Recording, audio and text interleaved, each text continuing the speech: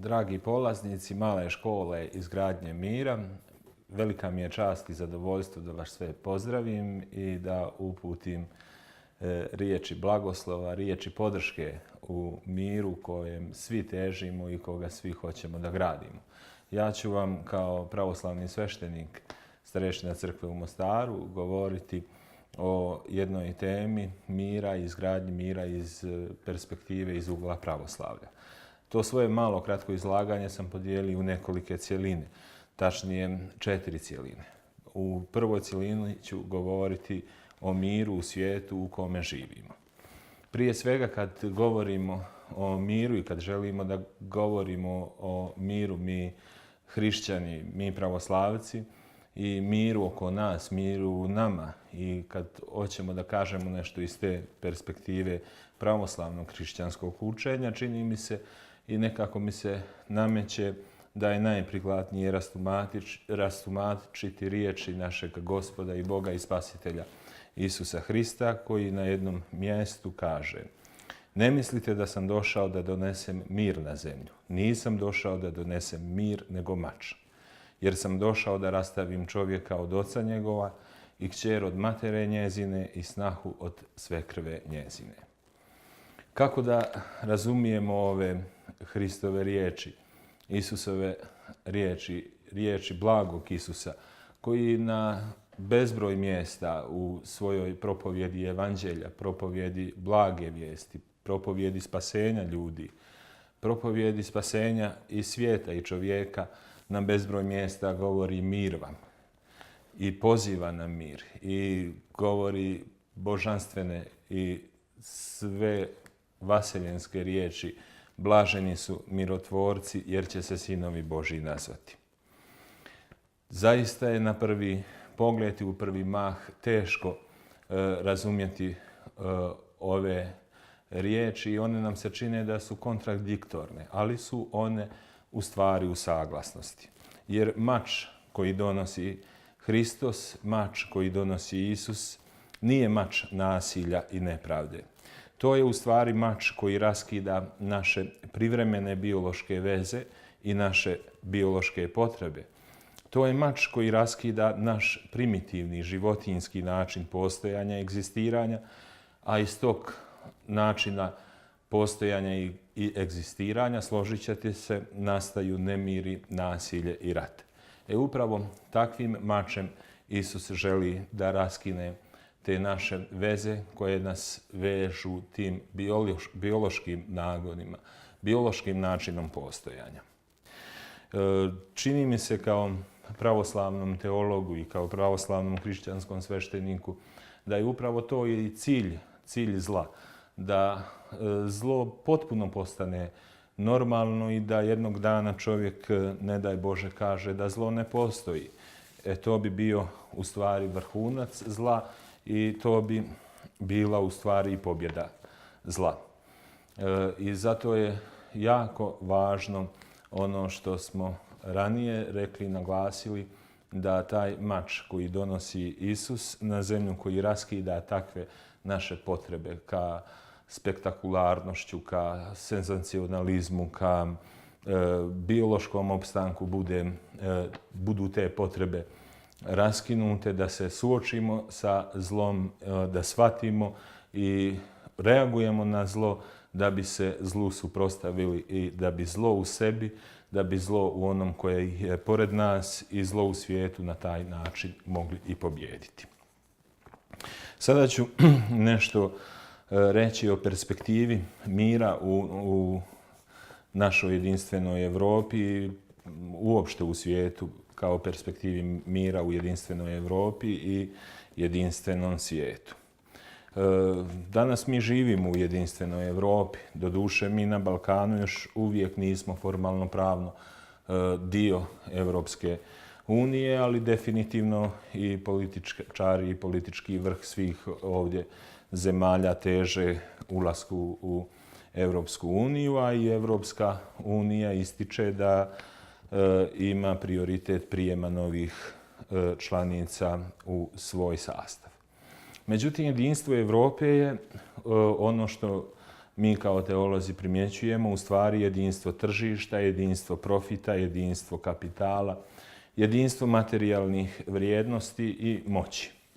S druge strane, smatramo da je istinsko jedinstvo Europe u duhovnom i kulturnom jedinstvu i u njenom duhovnom i kulturnom identitetu. Ono što se nameće kao pitanje jeste da li je današnja Europa, današnja Europska unija, pa uopšte današnja civilizacija na čelu sa Sjedinjenim Američkim Državama, koje su nekako najmoćnija zemlja današnje civilizacije, spremna da traži svoje duhovno jedinstvo i svoje duhovne korijene. Na našem primjeru, naš samih ovdje na Balkanu, da Europa, čini nam se da Europa nije spremna za duhovno i kulturno jedinstvo, nego i isključivo tržišno materijalno jedinstvo. Nama na Balkanu je nekako udarena i etiketa da smo varvari, da i u tom težnji za kulturno i duhovno jedinstvo da smo nekako već skrajnuti u neki drugi plan. Kada se nekom u suštini udari takva negativna etiketa, ona kao takva djeluje bez obzira na stvarnost i činjenice.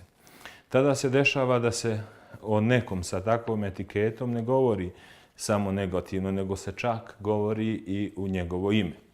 To ovih godina vidimo na djelu i na bezbroj primjera. Naročito je to izraženo u našoj dejtonskoj i postdejtonskoj Bosni i Hercegovini. Zbog toga smatram da će perspektiva mira u ujedinjenoj Europi imati izgleda i imati svoju budućnost, ako Europa svoj temelj bude gradila i na duhovnom i kulturnom jedinstvu, koje je pretpostavka za svako drugo jedinstvo. Jer i prije svega, ako uporedimo duhovnu i kulturnu obnovu, i ako se jedno društvo, jedan čovjek kulturno izgrađuje i duhovno obnavlja, on ima dobar temelj da se obnovi i materijalno, i egzistencijalno, i privredno, i ekonomski, i u svakom drugom pogledu. Ono što uviđamo danas i što vidimo jeste da je danas obrnut put, što sam već naglasio, da je nama uslov ulaska u Europsku uniju najprije ta materijalna, tržišna obnova i sređenost, pa onda tek duhovna i kulturna u nekim primjesama i naznakama, a često puta se ona i ne spominje kao uslov ulaska u ujedinjenu Europu. I mi Balkanci smo već mnogo toga u tom smislu duhovnog i kulturnog dali Europi i smatram da danas savremena ujedinjena Europa počiva na tim temeljima. Prije svega mislim na tu helensku kulturu čija je kolijevka Balkan, a u pravom tom smislu riječi smo dali mnoge najznamenitije, neću namjerno reći znamenite, nego najznamenitije naučnike sa Balkana, zahvaljujući kojima uopšte čitav svijet je elektrificiran i savremen i tako dalje i tako dalje. I zato mi u budućnosti u izgradnji takve jedinstvene Europe i takvog jedinstvene civilizacije možemo mnogo toga dati. I smatramo da Europa, prije svega zapadna Europa, koja je danas u stvari Europska unija, ne treba imati predrasude prema pravoslavnom hrišćanstvu, a ni prema islamu, koje mi kao jedinstveni u Europi nudimo Europi. Ovim bih završio ovaj drugi pasus, drugi dio ovoga moga kratkog izlaganja o pogledu na mir iz perspektive pravoslavlja i prešao bih na treći i četvrti dio ovog kratkog izlaganja, koje sam naslovio sa naslovom Dijalog o miru kao jedini način istinske izgradnje mira. I zaključio bih sa Mostarom kao primjerom susreta religija i kultura, gradom iz koga dolazim, u kome živim, u kome egzistiram. Da bismo se odbranili od ovih i ovakvih trendova koje sam naveo u prva dva dijela ovoga moga kratkog izlaganja, prije svega i iznad svega, a možemo čak reći jedino, je potreban dijalog. Naše različitosti ne trebaju biti prepreke, nego trebaju biti u prednosti, velika prednost u izgradnji istinskog dijaloga. To što smo različiti, što imamo različite vjere, različite tradicije, različite nacije, različite kulture, nije nešto što treba da otklonimo, zapostavimo i izbrišemo, da bismo mogli da komuniciramo i da vodimo dijalog. Naprotiv, svaki ozbiljan dijalog uključuje identitet onoga koji učestvuje u dijalogu. U suprotnom bi taj dijalog bio samo razmjena mišljenja ili suva prepirka, suvo iznošenje teza bez ikakvog zaključka, bez ikakvog cilja. Dijalog religija je primjer svakog dijaloga. Mnogi ističu da nema mira u svijetu i nema mira među ljudima bez mira među religijama. I smatram da su u pravu. I svi zajedno treba da se odupremo manipulaciji religijom koja se često podrazumijeva izvan vjere s pozivom na vjeru. Pravi primjer je i ovaj nesrećni građanski rat koji nam se u bliskoj prošlosti desio, gdje su upravo oni koji nisu imali nikakve veze sa religijama od samog vrha etničkih skupina pa do onih koji su rukovodili vojskama, su se pozivali na religiju i u ime te religije, u ime te vjere činili zlo drugima. Jer istinski nijedan istinski vjernik ne može da mrzi. Obično neko izvan vjere manipuliše vjerom pozivajući se na nju, a čineći ono što toj vjeri ni u kom smislu ne pripada.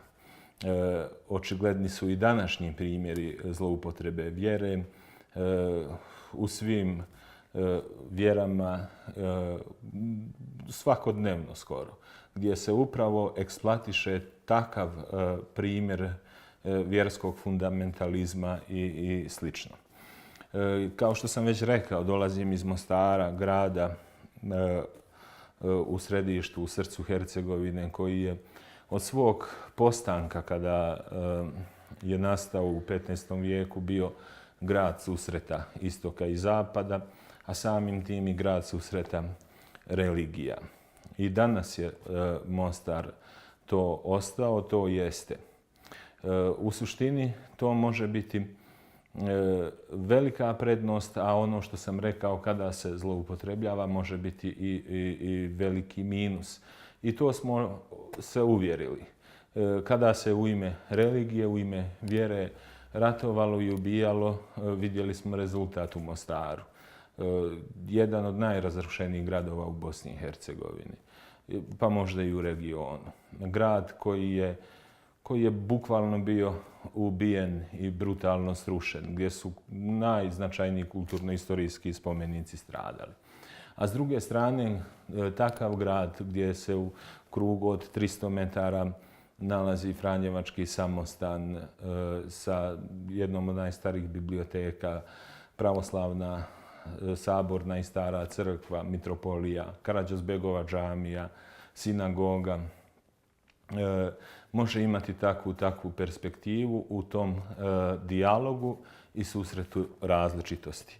I upravo i ja kao sveštenik i kao hrišćanin i kao pravoslavac vidim tu značajnu ulogu i sebe kao sveštenika naše zajednice u tom ostvarenju tog dijaloga, jer Zapadu i zapadnom hrišćanstvu možemo ponuditi i jesmo u suštini isto i u učenju i u tradiciji i u vjeri. A islamu i judaizmu možemo ponuditi tu mističnost istoka i taj istok i možemo bukvalno biti most i spona u dijalogu različitosti i izgradnju mira gdje će Mostar iskoristiti to što jeste, a ne biti proklet zato što je takav. Neka ste svi blagosloveni, neka Bog da mir među nama i da vas sve pozdravim onim najuzvišenijim Božjim i božanskim pozdravom. Mir svima, selam aleikum i da se uvijek susrećemo u miru, u ljubavi, a ljubav je ona koja kada se daje i kada se predaje umnožava se i mir gradi. Hvala lijepo.